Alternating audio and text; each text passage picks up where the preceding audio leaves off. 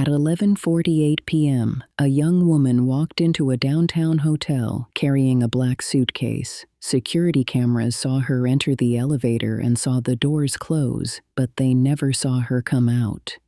By morning, her room was empty, her phone was wiped, and the hotel claimed there had never been a guest under her name, except for one thing.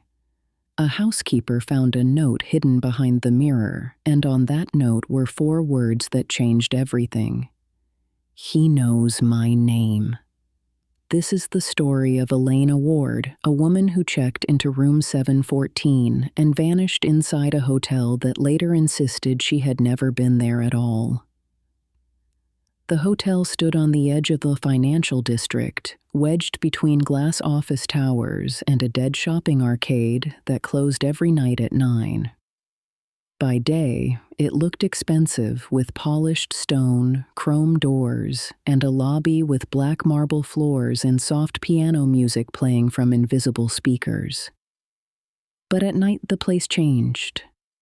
The city lights reflected in every window. The elevator mirrors doubled every shadow, and the corridors became long, silent tunnels lit by cold, humming fluorescent strips. It was a hotel made for people passing through, businessmen, couples wanting privacy, and delayed travelers who arrived tired and disappeared behind numbered doors. That was why Elena chose it, or so investigators assumed. She arrived alone, with no taxi or rideshare record. The front security camera caught her crossing the street, head lowered against the wind, wearing a dark wool coat and a gray scarf. In her right hand, she carried a black suitcase with a broken wheel that dragged slightly. Every few steps, she glanced back, not dramatically, but with small, quick checks over her shoulders. At 11:41 p.m., she stepped through the revolving door. The night clerk, Daniel Cross, later said she looked exhausted, but too alert, as if every sound in the lobby had a meaning. There were only 3 others present: a sleeping man, a woman on a phone, and a maintenance worker. Elena noticed them all. She approached the desk and asked for a room for one night, paying cash, with no breakfast or wake-up call. When asked for ID, she handed over a passport card for Claire Mason. She set it down carefully with 2 fingers, touching the desk as little as possible. She specifically requested a room without a connecting door on a high floor, but not the top one. Daniel offered room 714. She nodded before he finished, as if she had expected that answer. As she signed the registration, her hand shook just enough for the pen to tap against the paper, a tiny click in the quiet lobby. She refused help with her bag and took the key card. For 6 seconds, she stood at the desk, listening for footsteps or voices. Then the elevator bell chimed. She turned, her pale, tense face caught clearly by the camera as she fixed her eyes on the mirrored doors. They opened to an empty car, and she crossed the lobby, her broken suitcase clicking over the marble. At 11:48 p.m., Elena stepped into the elevator. The lobby camera showed her entering alone and pressing the button for the 7th floor. But just before the doors closed, she looked over her shoulder toward the service hallway. She stepped out, waited, and listened. At the last possible second, she stepped back inside as the mirrored doors sealed. The elevator began to rise, but according to the hotel's system, it never stopped on the 7th floor. After that moment, no camera in the building ever showed Elena Ward again. That footage was the only clean evidence. While the lobby was well monitored, the 7th floor had blind spots, including the corridor outside room 714. The hotel was a maze of old wiring, service passages, and a staff elevator that bypassed the lobby. Elena reached the floor around 11:49 p.m., but no one reported seeing her. However, at 12:03 a.m., a guest in room 716 heard a suitcase rolling slowly across the carpet, followed by a soft, unintelligible woman's voice, and then silence. Room 714 was registered for Claire Mason, but by 8:22 a.m., the booking was gone. Not canceled, but erased. There was no record of the guest, the cash, or the night entry. Daniel's shift notes were missing 2 lines, and the room was marked as vacant. At 9:10 a.m., housekeeping entered. The room was perfectly clean, the bed made, the bathroom dry, and no sign of a suitcase or coat. The only detail the housekeeper, Nora Bell, noticed was a sharp, fresh smell of bleach, which was not the standard hotel cleaner. When she reported it, her supervisor told her to forget it. Elena Ward never came back, and when her sister called later that day, the hotel insisted no such guest had ever stayed there. The cameras had seen her, the clerk had checked her in, and the elevator had taken her up, yet Elena Ward had vanished from a building designed to track everyone. The question was not only where she went, but who had the power to erase her existence entirely. By morning, that question had not reached the police, the news, or the hotel manager. At 8:17 a.m., it existed only in Mara Ward's kitchen, where Elena's sister stood barefoot, staring at a phone that would not ring. Elena had promised one message: "I'm safe." Mara did not know exactly where Elena had gone. She only knew her sister was scared, and when Elena was scared, she became precise.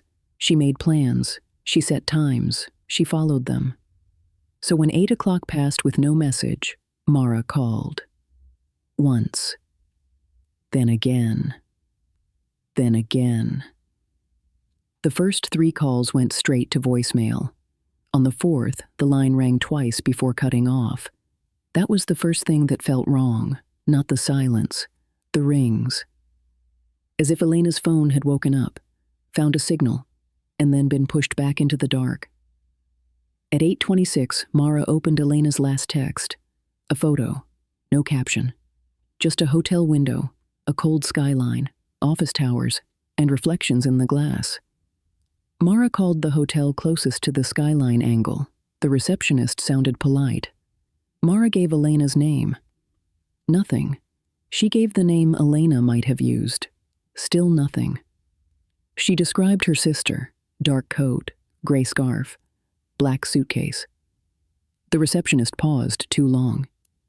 Then she said there was no record of anyone matching that description. Mara asked about room 714. This pause was longer. That room was vacant last night. Mara looked at the photo again. Elena had been somewhere high above the street, behind thick glass. The truth was, inside the image. Mara just could not see it yet. Mara almost deleted the photo because it looked useless. Just a skyline. Just office lights blurred through hotel glass. Then she noticed something in the reflection. Not outside the window. Inside it. A lampshade. A framed painting. A strip of hallway light under a door. She zoomed in until the image broke into squares. Then she raised the brightness. Behind Elena's reflection, there was a narrow brass plate beside the door. Most of the number was blurred, but the last 2 digits were clear. 1, 4. Mara sharpened the image. The missing digit was hiding in the glare. 7. Room 714. The hotel said the room was empty. Elena's photo said otherwise. At 8:43, Mara called back. Her voice was less frightened now, more controlled. She said she had proof. A photo from inside room 714, sent at 11:56 p.m. The receptionist did not ask to see it. She only repeated that the system showed no booking. Systems do not panic. People do. Mara asked for the night clerk. Unavailable. The manager. In a meeting. Police then? The call was transferred. Not to a manager, to a man who did not give his name. His voice was low, calm, not rude. That made it worse. He said there had been a misunderstanding. Guests mixed up hotels. People used fake names. Mara should wait 24 hours before filing anything formal. Then his tone changed.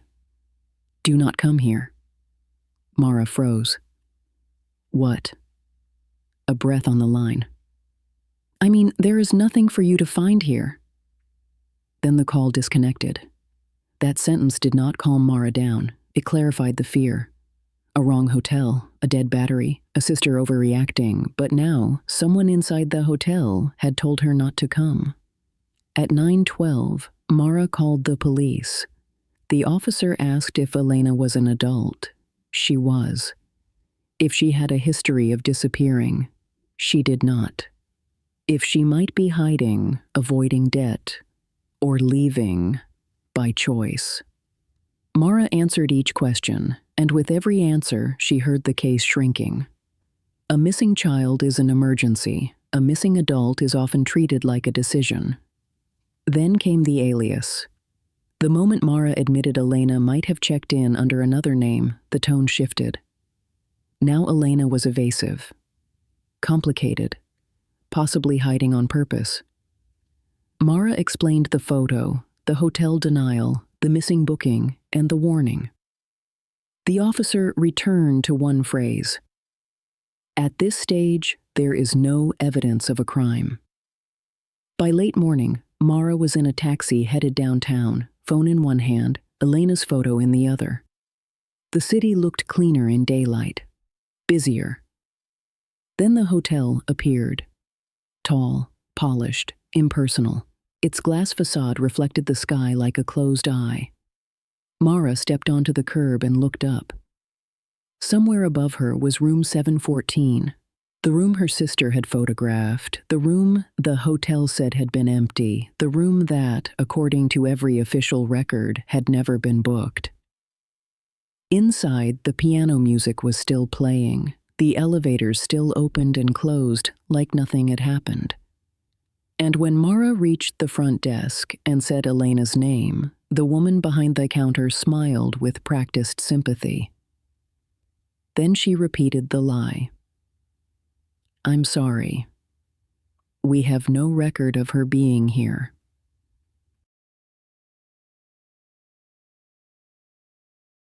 The lie did not break when Mara entered the hotel. It became cleaner. The woman at the front desk kept smiling until Mara showed her the photo, the skyline, the reflection, the brass plate, room 714. Her eyes flicked to the elevator doors, then back to Mara. I'll call a supervisor. Police arrived because Mara refused to leave. The supervisor appeared last, a tall man in a dark suit, too calm for the room. He said there had been confusion in the system. No guest had been assigned to 714. Housekeeping had cleared it because it was vacant. Mara asked, cleared from what? No one answered. At 11:32 a.m., room 714 opened. It looked normal. That was the disturbing part. The bed was made, the pillows aligned, the curtains were open, no suitcase, no coat, no scarf, no charger, no receipt, no used towel, nothing. It did not look like a crime scene. It looked like an advertisement. One officer checked the closet. Empty. The other checked the bathroom. Dry sink, dry shower, clean mirror. Mara held Elena's photo against the window. The angle matched. The lamp matched. The painting matched. The brass plate matched. Elena had been here, and someone had made the room forget. The officer said there was no sign of violence. Mara almost laughed. Violence was not always blood. Sometimes it was absence. A room cleaned too well, a record removed too fast, a warning given too quietly. Then she smelled it. Bleach. Sharp and fresh beneath the hotel perfume. The supervisor said all rooms were sanitized that way. But a housekeeper in the hallway looked down. Her name was Nora Bell. She had worked there 11 years. That morning, she had been told to skip 7:14. 20 minutes later, clean 7:14. No guest name, no checkout notice, just orders. At 12:06 p.m., Mara's phone vibrated. A voicemail. From Elena. The screen showed the same number that had gone silent. Mara pressed play. The message was 9 seconds long. No words, no scream, no plea for help. Just breathing, close to the microphone, shallow and controlled, like someone trying not to be heard. Then came 3 knocks. Slow, hollow. Knock, knock, knock. After that, Mara heard an elevator bell, the same soft chime from the lobby.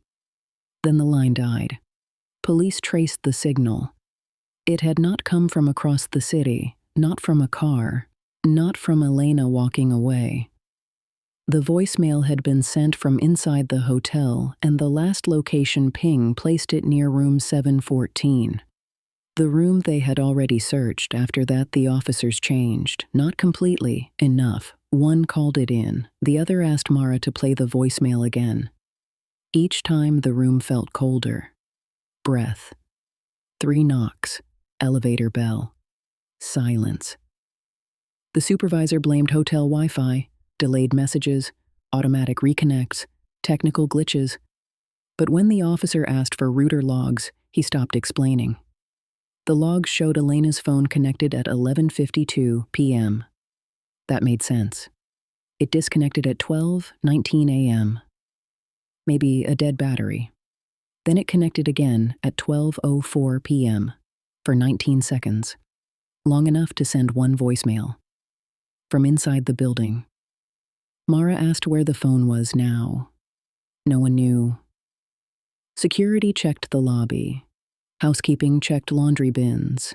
Staff searched under beds, behind furniture, inside carts. Nothing. Then Nora remembered the mirror. When she entered room 714 that morning, the bathroom mirror had been slightly crooked, not broken, just tilted left, as if someone had pulled it and pushed it back too quickly. The officer inspected it. 2 metal clips, a narrow gap, dust along the edges except for one clean streak near the bottom. Someone had touched it recently. He removed it carefully. Behind it, there was only wall. No phone, no note, no hidden compartment. Not yet. But Mara kept staring. The room still felt unfinished, like it was holding something back. By mid-afternoon, the case was no longer just a missing adult. Detectives were requested. The 7th floor was closed. Room 714 was sealed. Staff were told not to talk. Officially, the hotel began to cooperate, but cooperation came slowly. Security footage was delayed. Cleaning logs were incomplete. The night clerk had gone home sick. The manager was unavailable. And the access report for room 714 showed an error during the exact hour Elena vanished. A system error. Another clean phrase for something dirty. Mara sat in the lobby as detectives moved toward the elevators. She played the voicemail one last time. Breath. Knock. Knock. Knock. Elevator bell. And for the first time, she understood something worse than the hotel's lie. Elena might not have been calling from room 714. She might have been calling from somewhere connected to it. By the time detectives reached the security office, the hotel had changed. The lobby stayed calm. The piano still played. Guests crossed the marble floor. But behind the staff doors, the building had gone quiet. Managers checked screens before answering. Employees lowered their voices. Everyone understood the rule. Say less. The security room was small, windowless, and warm. 6 monitors showed the entrance, lobby, elevators, service hallway, and loading dock. At first, the footage repeated the hotel's lie. Elena entered. Elena crossed the lobby. Elena stepped into the elevator. Then nothing. So detectives watched again. Slower. They stopped looking for Elena and watched the space around her. That was when they saw him. A man in a hotel staff jacket stood near the service hallway at 11:46 p.m., 2 minutes before Elena reached the elevator. His face was turned away. No cart, no tools, no name tag. He stood half in shadow, still enough to look like part of the wall. When Elena looked over her shoulder, she was not looking at the desk. She was looking at him. At 11:49 p.m., he moved through a service door that required staff access. The system recorded a keycard swipe, but the database showed no worker assigned to that card. The supervisor called it an old spare. The detective asked who had it. The supervisor said nothing. The keycard opened 3 doors in 12 minutes. First, the service entrance behind the lobby. Then the 7th floor staff corridor. Then room 714. 3 clean entries. 3 perfect timestamps. Detectives pulled the employee file linked to the card. There was no name, no photo, no department. Just a blank profile created months earlier and deleted the morning Elena vanished. Someone had not broken into the hotel system. Someone had lived inside it. And the worst detail was the final log. At 12:28 a.m., room 714 opened again. Not from the hallway, from the inside. 12 minutes after the faceless man had already left. That final entry changed everything. If the man had taken Elena out, why did the door open from inside after he was gone? If Elena was still there, why was the room spotless? If someone else was inside, why had no camera seen them arrive? Detectives followed him backward. He never crossed the lobby, never used the main elevators, never looked up. He entered through the loading dock at 11:31 p.m., already in the staff jacket. At 11:44, he used the service elevator. At 11:46, he waited near the lobby elevators, close enough for Elena to see him. Now her hesitation made sense. She had recognized someone, or feared him. At 12:16 a.m., the same man appeared near the 7th floor service corridor. His head was down, the image blurred under a failing light. But in his right hand, he carried Elena's black suitcase. The broken wheel made it tilt as he pulled it. Click, pause, click. The exact sound heard by the guest in room 716. He entered the staff elevator and disappeared downward. But no camera caught him exiting. It was as if the hotel had swallowed him too. Detectives requested service maps, stairwell cameras, and maintenance records. That was when they found the old passage behind the 7th floor, a narrow staff corridor connecting guest room walls to the laundry shaft and service elevator. Most employees had forgotten it existed. Someone had not. The corridor ran behind room 714, close enough for sounds to travel through the bathroom wall. Close enough for 3 knocks to seem like they came from the room itself. Mara stood at the open service door and looked into the dark. The air smelled of dust, warm metal, and old bleach. Near the baseboard was a fresh scratch in the paint about the height of a suitcase handle. Nora Bell watched from the hallway, pale and silent. Then she whispered, "That jacket. It wasn't ours." The hotel jackets had silver buttons. The man in the footage had black buttons. Almost useless, unless you understood what it meant. He was not an employee with the wrong badge. He was an outsider wearing the right disguise. By evening, police had a suspect without a face, a key card without an owner, and a room that had opened from the inside after it should have been empty. But Mara kept thinking about the timing. Elena had used a false name. The man had arrived before she reached the elevator.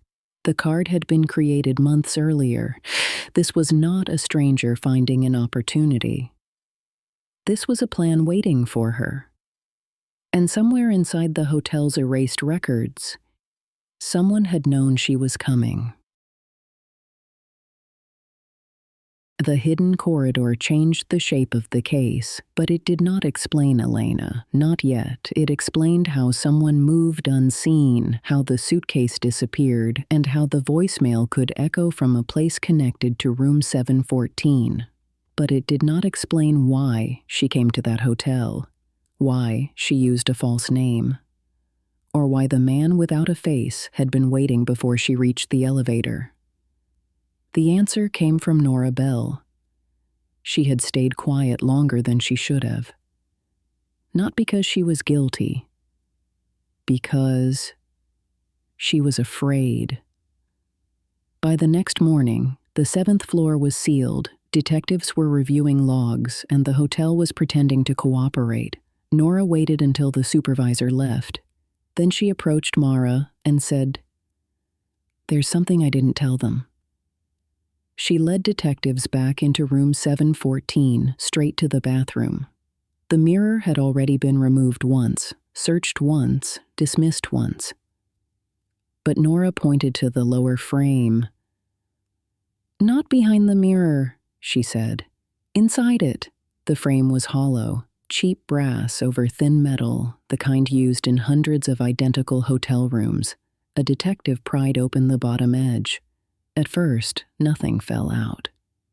Then came a folded piece of hotel stationery, flattened by pressure, damp at one corner. Mara knew before anyone read it that it belonged to Elena. The handwriting was too controlled, too careful. 4 words. "He knows my name." The note was hidden inside the mirror frame, not behind it. That was the detail that made detectives stop talking. Someone had checked behind the mirror and found nothing. But Elena had not hidden the note for a quick search. She had hidden it, for someone who knew how to look harder. The paper was hotel stationery, folded 3 times, damp at one corner.